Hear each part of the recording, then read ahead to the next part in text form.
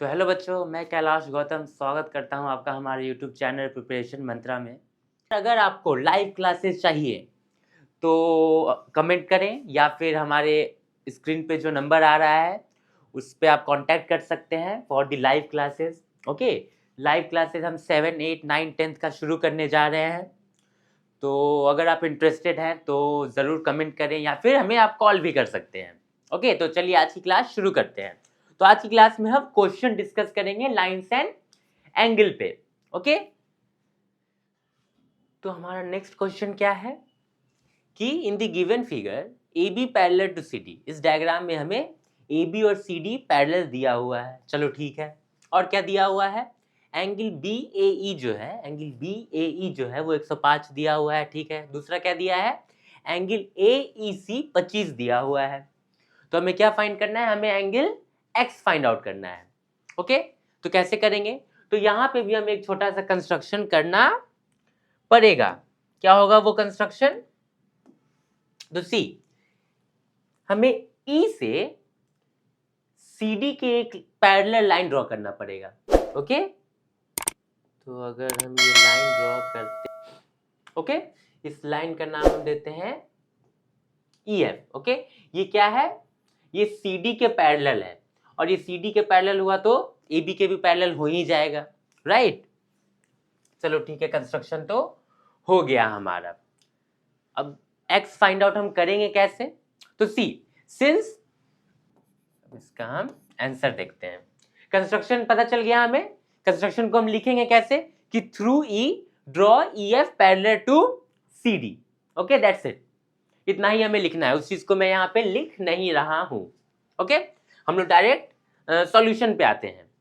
तो क्या है हमारा solution? Since A B parallel to E F, क्यों है भाई? बाय कंस्ट्रक्शन, बाय कंस्ट्रक्शन ये दोनों पैरेलल होगा। चलो ठीक है, बाय कंस्ट्रक्शन।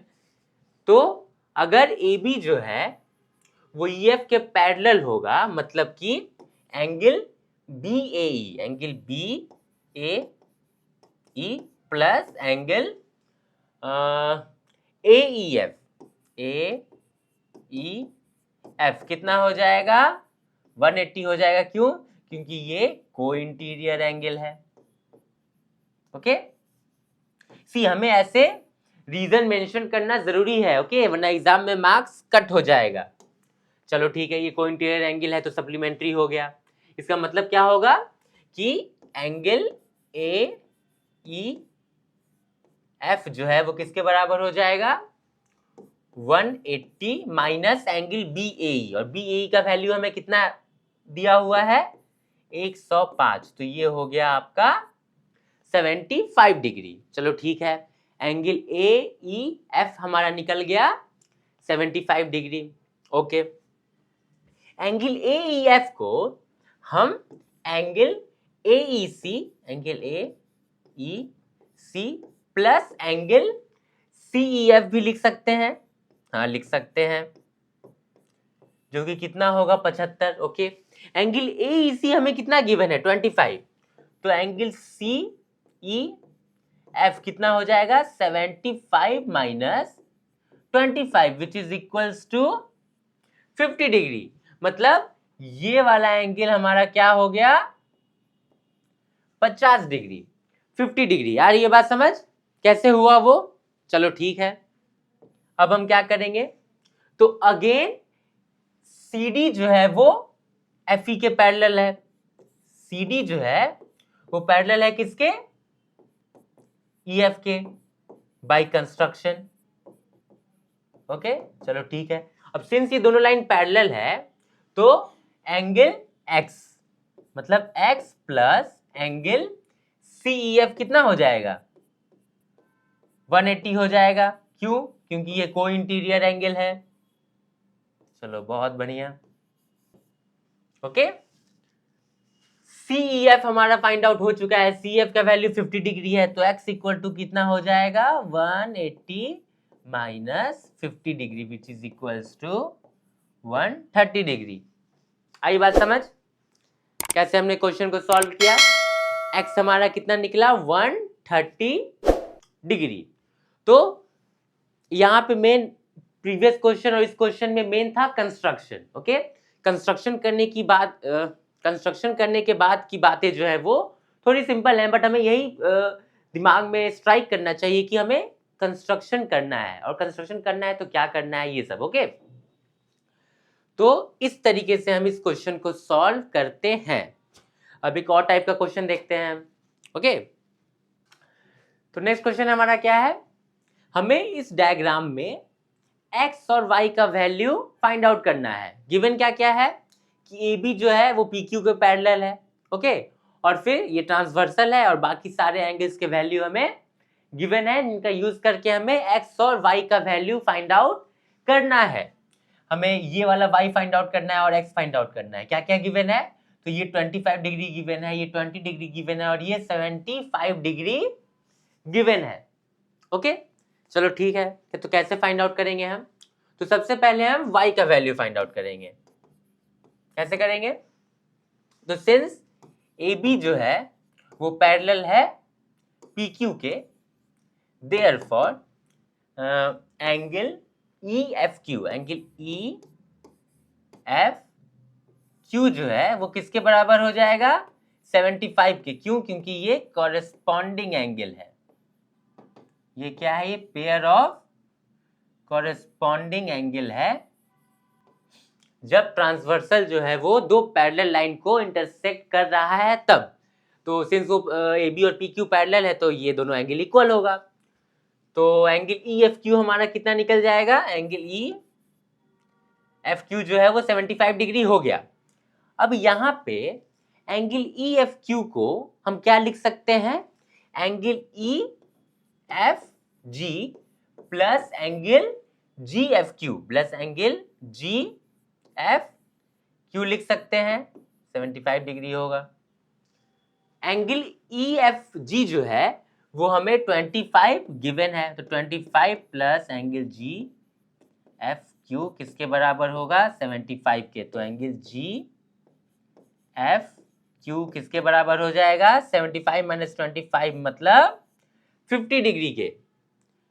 GFQ ही हमारा क्या है, y है, तो y हमारा कितना निकल गया 50 डिग्री।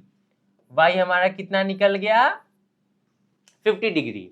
आई बात समझ, यहां पे हमने कॉरेस्पॉन्डिंग एंगल का यूज किया और y का वैल्यू फाइंड आउट कर लिया। चलो ठीक है, अब हमें x का वैल्यू फाइंड आउट करना है, तब हम x का वैल्यू फाइंड आउट करते हैं।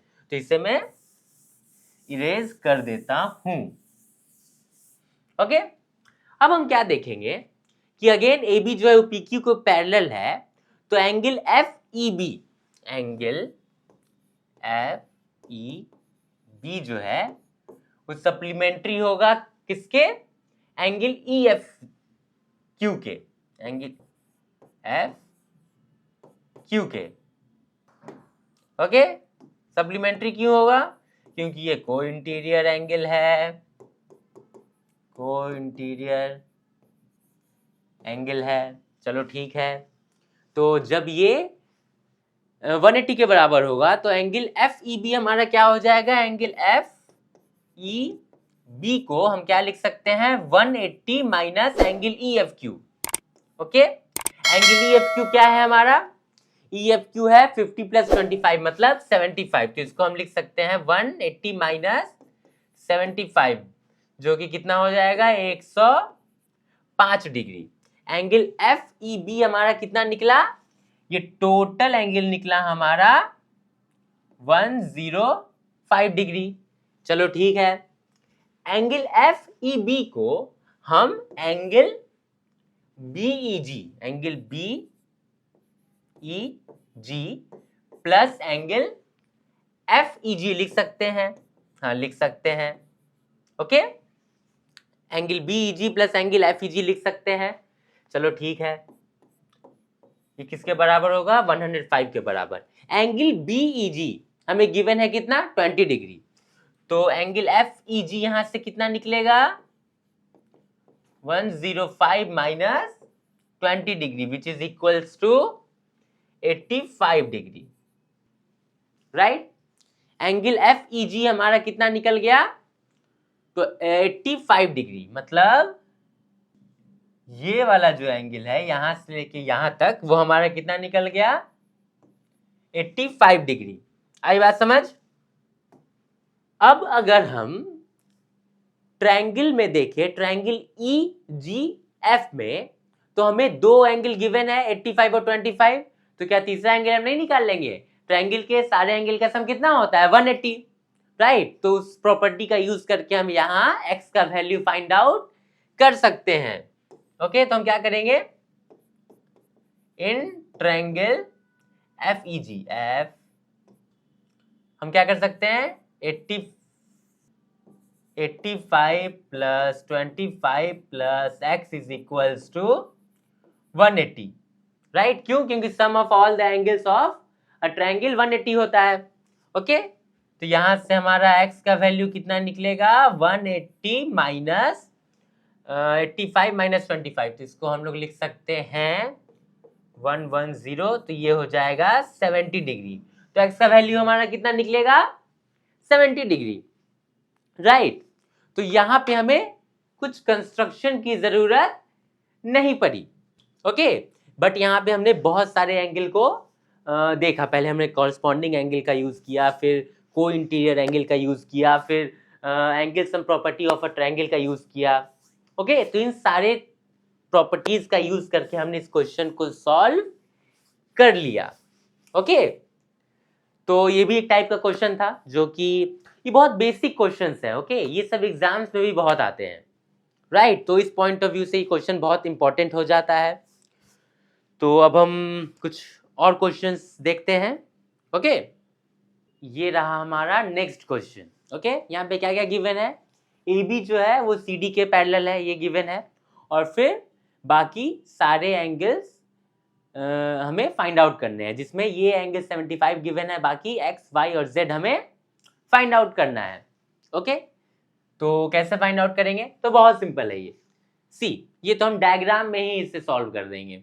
AB जो है वो CD के पैरेलल है, तो x प्लस 75 कितना हो जाएगा, 180, सप्लीमेंट्री हो जाएगा, राइट। ये सब इको इंटीरियर एंगल है, समझ में आ रहा है। तो हम क्या लिखेंगे, x प्लस 75 जो है वो कितना हो जाएगा, 180।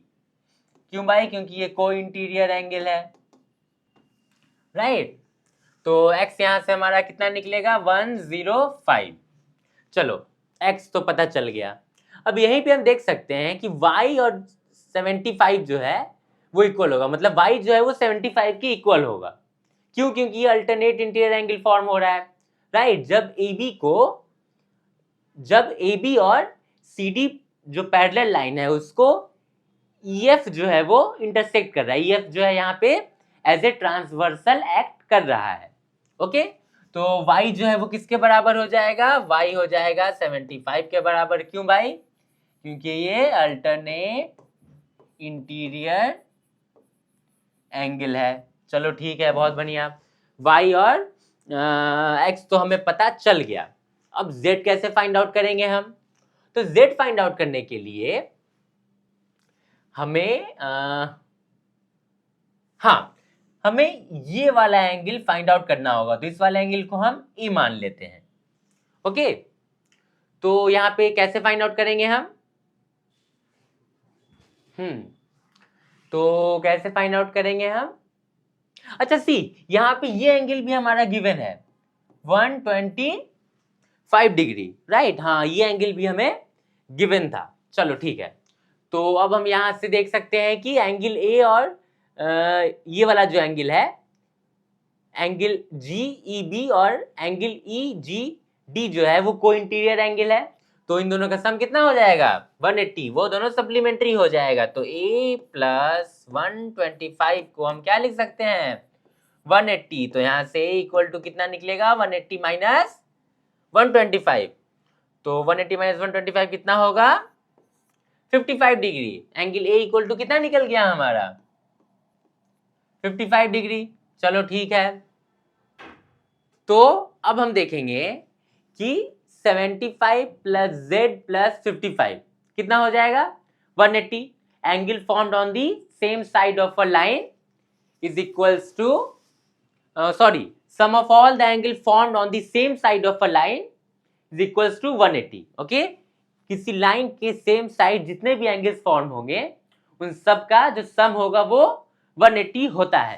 ओके, तो यहां पे हम करेंगे z is equals to 180 minus 75 minus 55. तो ये कितना हो जाएगा 580 80 प्लस 50 130 180 माइनस 130 ये हो जाएगा 50 डिग्री. तो z हमारा कितना निकला 50 डिग्री.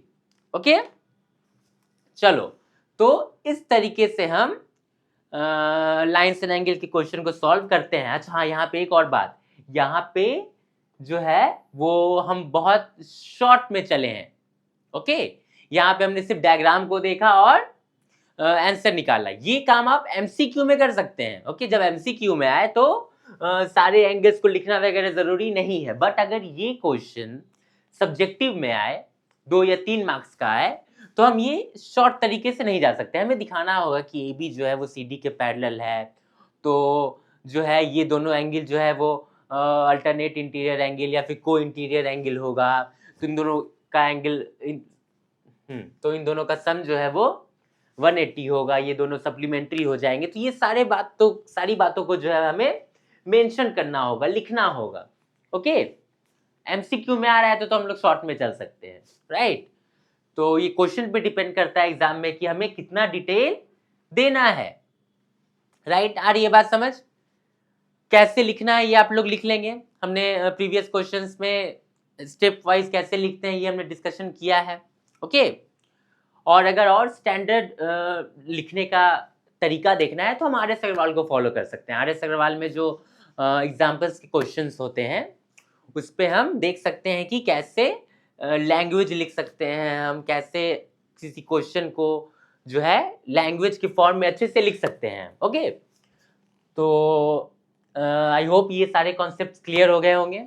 ओके, तो मिलते हैं नेक्स्ट वीडियो में नेक्स्ट टॉपिक के साथ. तब तक अगर आप हमारे चैनल पे न्यू है तो चैनल को सब्सक्राइब करें, वीडियो को लाइक करें और अपने दोस्तों के साथ ज़्यादा से ज़्यादा शेयर करें. और अगर आप लाइव क्लासेस चाहते हैं हमारे चैनल पे तो कमेंट करें या फिर आप हमारे नंबर पे कांटेक्ट भी कर सकते हैं.